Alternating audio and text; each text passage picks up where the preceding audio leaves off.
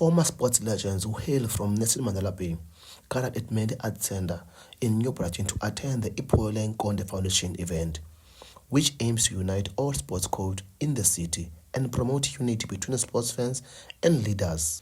Ipho Nkonde Chairman Stan Mosia stated that their initiative to revive sports and unite those involved in the sector is beneficial. Iphulo Nkonde ngumbutho omiselwe ukujongana nemfuno za maxhego. Ndizawusebenzisela ogama kwakaloku nje kodwa ke ngabantu abakhulu i-seniors abaminyaka i-60 nangaphezulu.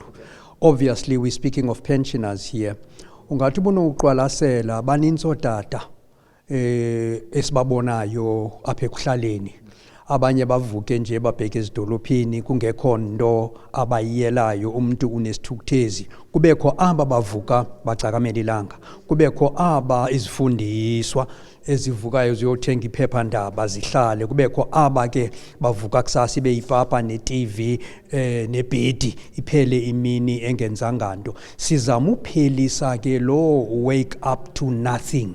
Uyaqonda into kokubana makhe sidibane thina singotata, khe sibonisane, sincokole, sakhane, sikhulisane, sicebisane ngemicimbi echaphazela imeko zethu, one zentlalo, zempilo, abantwana, amakhaya, ulutsha, khona ukuze nathi sibe negalelo.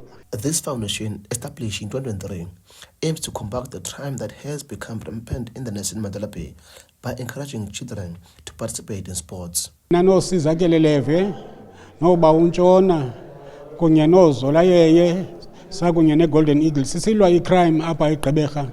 It's good to say don't play with fire kubantwana, ubanike into yokwenza, i-drugs, i-alcohol, i-teenage pregnancy through sport. Isport siso sadibanisa lo Mzantsi Afrika. Sawukhumbula abangaphambili ngexesha lo late kwakunzima apha kucalucalulo.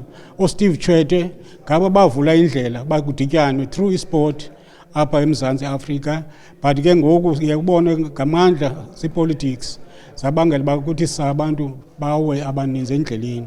A teacher actively involved in sports in the township schools in Gqeberha, Steve Mamoy, says that the Ipho Nkonde Foundation campaign is giving them hope. Lisinika ithemba lokuba ngaba kuyo into esenzayo esikolweni ngokwezemidlalo bakhona abantu abasijongileyo. Izinkonde ke ezi ngabantu esithemba banoko sizawuzama ukuba ngaba sike sifunxe kulamava abo bancedisane nathi. Umzekelo xa uthetha nge-administration ngabantu abayihambileyo la ndlela kakhulu, bazawunceda ke bancede ootishara babe noko benezakhono zokwazi ukuthi ulawula imidlalo ezikolweni. So eliphulo ke liphulo sixhasa kakhulu kuba kaloku sifuna ukuba izikolo through imidlalo sikwazi ulwisana nezingxaki sinazo, imicelimngeni emininzi echaphazela umuntu omtsha.